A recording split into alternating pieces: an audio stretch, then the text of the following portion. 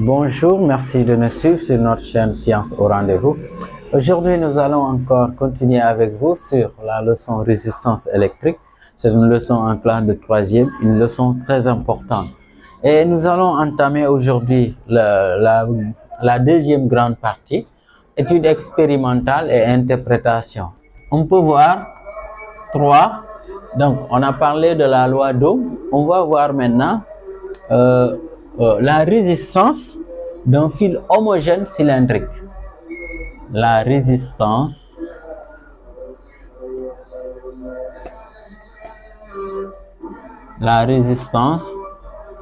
d'un fil, disons, cylindrique, homogène. Souvent, j'ajoute homogène parce que si vous avez un fil où on a une partie en cuivre et une partie en aluminium, donc ce n'est plus homogène dans ce cas, et donc la résistance, ça sera peut-être calculer ça en deux parties. Donc là, qu'est-ce qu'il faut retenir? Si vous avez un fil électrique, les fils électriques en général ont cette forme-là. Donc un fil, c'est comme ça, même si on peut avoir des fils extrêmement petits, mais en global, les fils, c'est comme ça. Et donc ça, c'est une forme cylindrique. Maintenant, si on veut avoir la résistance R, on peut dire la résistance R dépend de quelques éléments. Dépend d'abord de la nature du fil. Et par nature du fil, chaque fois, il y a ce qu'on appelle la résistivité. Ok, la résistivité. Et la résistivité, en général, c'est noté comme ça. Donc, qui varie maintenant selon la nature du fil, en cuivre ou bien en aluminium, etc. Et plus que le fil est un excellent conducteur, plus la résistivité est très faible. Et ça dépend aussi de la longueur du fil. Et ça dépend aussi de ce qu'on appelle la section. Et la section, ce n'est rien d'autre maintenant, le diamètre, disons, de ce disque-là. Autrement dit, l'épaisseur du fil. Donc, ces trois éléments-là, c'est ce qui définissent en fait la résistance. La résistance varie de ces trois éléments-là.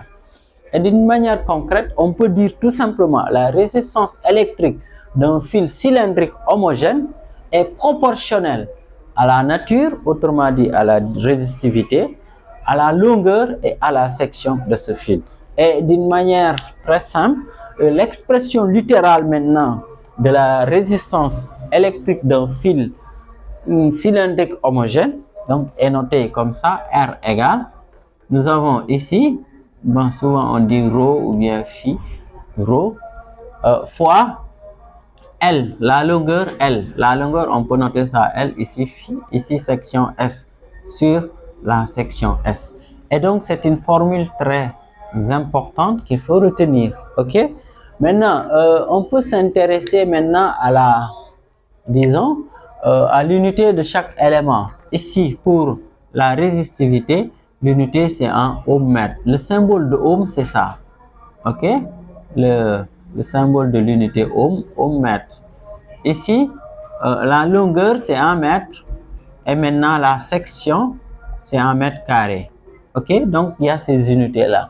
Maintenant, dans la réalité, il arrive qu'on vous donne ici en milliohmmètre, ou bien ici en millimètre, voire même en kilomètre, pourquoi pas, et donc, ou bien en millimètre carré. Donc, mais dans tous ces cas-là, donc, on peut arriver à faire la conversion adéquate pour avoir les bonnes unités. Et ce qui fait que maintenant, si on fait la résistance, on aura directement l'unité en ohm. Parce que là, retenez bien que ohm, c'est le symbole, disons, de l'unité internationale de la résistance, le ohm. OK?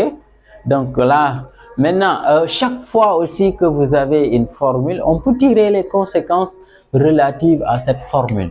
Et là, par exemple, on peut dire, si on demandait la résistivité en connaissant toutes les autres grandeurs, on mettra R fois S, le tout sur L.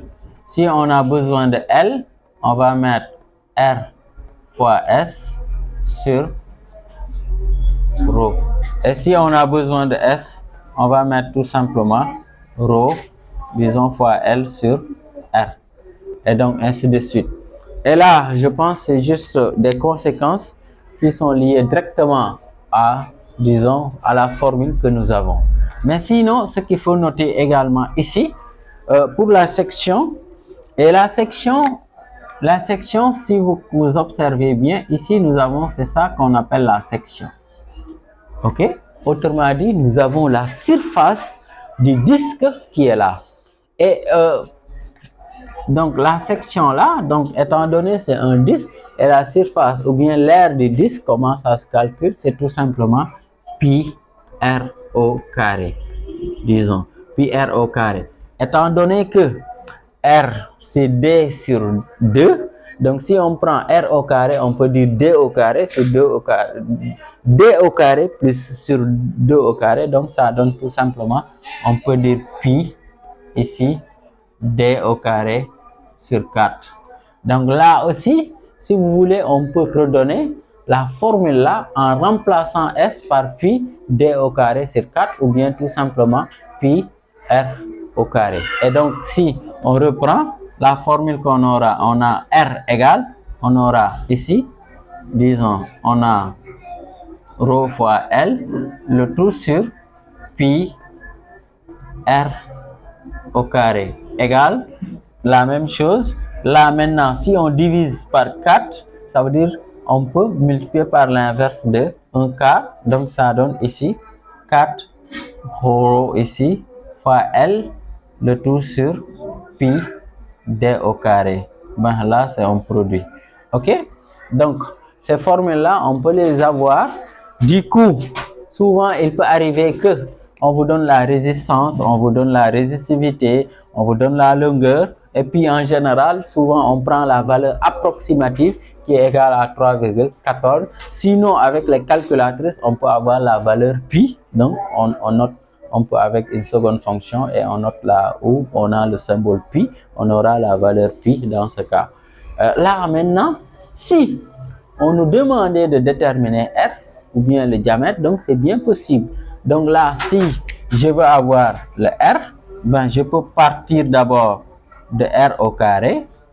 Donc en partant, donc ici, si j'ai besoin de R au carré, je vais prendre rho fois L, le tout sur ici fois pi. Et donc c'est ça tout simplement R au carré.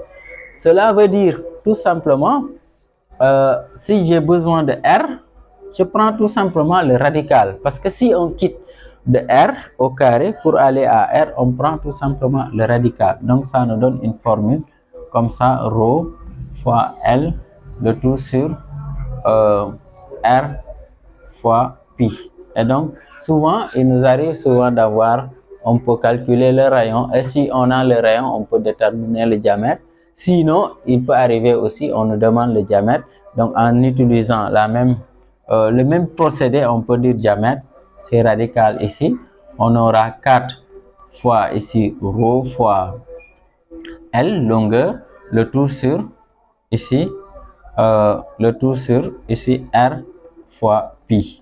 Donc c'est des relations qu'on peut retrouver donc au moment où on a un exercice peut-être où on demandera un peu le rayon ou bien le diamètre avec ces formules là. Mais ce qui est fondamental ici, c'est de connaître cette formule là. Sinon, savoir que la section, ce n'est rien d'autre qu'un disque, et l'aire du disque c'est pi r au carré. Tout le reste c'est des manipulations mathématiques. Là maintenant, on peut voir détermination de la résistance par un ohmmètre. Donc c'est très simple. Si vous avez un résistor comme ça, et le résistor on l'a branché dans un circuit quelconque, donc ohmmètre c'est ça le symbole. Donc on a ici, c'est ça le ohmmètre, et il est branché en dérivation comme le voltmètre. Donc si on le branche en dérivation aux bornes du résistor, et donc ça nous permet tout simplement de mesurer la résistance. Et la résistance, l'unité dans le système international est le ohm. Donc là c'est simple. Donc la détermination de la résistance électrique par le code des couleurs. Ici, on peut mettre électrique par le code des couleurs. Et comment ça se fait? Donc, c'est très simple. Pour ce faire, on peut avoir d'abord un tableau qui nous permet d'avoir les différents codes et quelles sont les couleurs qu'on peut avoir aussi. Et là, pour ce faire, nous avons une phrase qui est très simple. On peut l'appeler une phrase de mémorisation ou bien une phrase mnémotechnique. La phrase dit quoi? Ne mangez rien ou jeûnez, voilà bien votre grande bêtise. Et donc, on peut retenir même la phrase là par cœur. Et parce que ça nous permet, ça nous permet de retenir d'une manière ordonnée les couleurs. Et chaque lettre, disons, de cette phrase, chaque première lettre de cette phrase-là constitue une couleur. Et donc là, nous avons la couleur, le N, c'est la couleur noire. OK? Et le M, c'est la couleur marron. Marron. Ici, le R, c'est la couleur rouge. Le O, c'est la couleur orange. OK? Là, le jaune, disons, jeûner, c'est la couleur jaune. Voilà, c'est la couleur ici verte. Disons, on va dire le vert tout simplement. OK? OK? Là, on a la couleur ici. Donc, ici, nous avons ici le vert. Maintenant, là, on a la couleur. Ici, on a la couleur verte. Disons, ici, nous avons le bleu. Ici, maintenant, on a le violet. Le deuxième vert, c'est le violet. Et maintenant, ici, nous avons le gris. Et ici, on finit, on a le blanc. OK? Ben là, c'est argent. Ici, c'est or. On verra. On va les utiliser, surtout au niveau de la dernière ligne. On peut ce qu'on appelle la tolérance. OK? Et donc là, si vous avez, disons, d'abord, vous retenez la phrase et maintenant, chaque première lettre de la phrase constitue un peu une couleur, la première lettre d'une couleur. OK? Et là, maintenant, les codes, c'est des numéros qui commencent de 0 à 9. Donc, on a 0, 1, 2, 3, 4, 5, 6, 7, 8, 9. Donc là, il n'y a pas de code. OK? C'est bon? Donc là, il n'y a pas de code. Ici également. Donc vous regardez. Maintenant, ici, j'ai mis puissance de 10. Ou bien ce qu'on appelle tout simplement le multiplicateur. Et le multiplicateur, ça veut dire ici, on va mettre puissance de 10 à la puissance 0. Et on sait que tout nombre non nul élevé à la puissance 0, c'est égal à 1. Donc ça veut dire ici, on aura 1 tout simplement. Ici, 10 à la puissance 1, 10 à la puissance 2, 10 à la puissance 3, 10 à la puissance 4, 10 à la puissance 5, 10 à la puissance 6. Donc, les multiplicateurs, donc on arrête à 10 puissance 6. Et donc, retenez bien ça. Donc, on connaît comment on fait pour avoir les différents codes. Et donc, maintenant, la tolérance. Et ici, la tolérance, nous avons ici la tolérance argent et la tolérance or. Argent, nous avons 10%, or, nous avons 5%.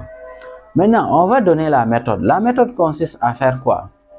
Donc, si vous avez à déterminer la résistance d'un résistor par le code des couleurs, donc il y a la première couleur, disons, du résistor, la deuxième couleur, la troisième couleur. Le code de la première couleur constitue le code de la première couleur constitue le premier chiffre de la résistance et la deuxième couleur constitue la deuxième lettre ou bien non, le deuxième chiffre de la résistance. Et le code de la troisième couleur maintenant constitue tout simplement l'exposant de la puissance de 10. Ok? Donc, là, on peut donner d'une manière concrète. Exemple, on a un résistor qui est là. Donc, on a une couleur. Ben, je sais pas, mais je vais vérifier. Si je peux avoir les couleurs, ça sera mieux. Ok, j'ai une couleur verte. Très bien, je pense que c'est comme ça, c'est bon. J'ai une couleur, disons, rouge. Le rouge ici. Donc, j'ai une couleur rouge qui constitue ma deuxième couleur. Vous voyez? Et on a une troisième couleur ici. Une troisième couleur, je peux mettre ça le bleu par exemple. Ou bien, ben, je sais pas, le jaune, le bleu. Ok, nous avons ces trois couleurs-là. Ben, en général, maintenant, pour l'autre couleur, la quatrième, si vous voulez, souvent c'est la tolérance. Donc, la tolérance, on peut vous dire tolérance argent. Ok? Donc, nous avons à déterminer la résistance de ce résistor-là. On considère que ça, c'est un résistor, n'est-ce pas? On veut déterminer sa résistance, disons R. Et comment ça se fait? C'est très simple. Donc, pour déterminer la résistance de cette résistance-là, donc je peux dire R égale, si vous regardez bien. Maintenant, là, la première couleur, c'est le vert. Je vais regarder le vert, quel est son code. Donc, son code, c'est 5. Donc, 5 ici constitue le premier chiffre de la résistance. Donc, ici, je mets 5. La deuxième couleur, c'est le rouge. Le rouge est là. Donc, le code de la couleur rouge est le 2. Le 2 constitue la deuxième, disons, le deuxième chiffre de notre résistance. Et là, maintenant, pour la troisième couleur, on met la puissance de 10. Et la puissance de 10 ici, nous avons le bleu. Et le bleu ici, le code c'est 6. Donc, on aura 10 puissance 6. On peut dire, c'est ça la résistance. C'est ça la résistance. Maintenant, en général, on donne une tolérance. Supposons ici, la tolérance, on a la tolérance argent, supposons.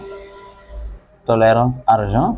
Ou bien on donne tout simplement tolérance 10%. Et donc, comment ça se fait? Donc, ça veut dire la valeur n'est pas exacte, mais est encadrée par deux bornes. Une borne inférieure et une borne supérieure. Et comment ça se passe? Donc, je peux calculer d'abord la tolérance, c'est-à-dire le pourcentage 10%. Et donc, si je le fais, je vais prendre la valeur 52, disons 10 puissance 6, je multiplie par 10%, ça veut dire 10 divisé par 100, n'est-ce pas? Et là, ça me donne tout simplement 5,2, 10 puissance 6. Et là, pour avoir maintenant la résistance, ça va être encadré par une borne supérieure et une borne inférieure. Et la borne supérieure, vous prenez la valeur de la tolérance, vous ajoutez sur la résistance qu'on a.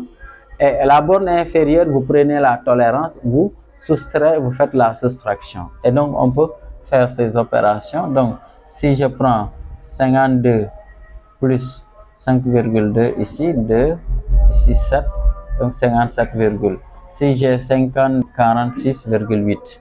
Donc, on a ces deux valeurs. Autrement dit, la valeur de la résistance ici est comprise entre, on peut dire la résistance avec la tolérance.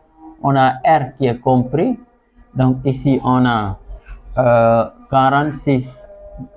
Vérifiez le calcul. Ici, 10 puissance 6 ohms. Ici, maintenant, on a 57,2 10 puissance 6 ohms. Et donc, c'est ça. Donc, je pense que c'est très simple pour un peu méthode. Donc, c'était ça qu'on voulait partager dans cette séquence.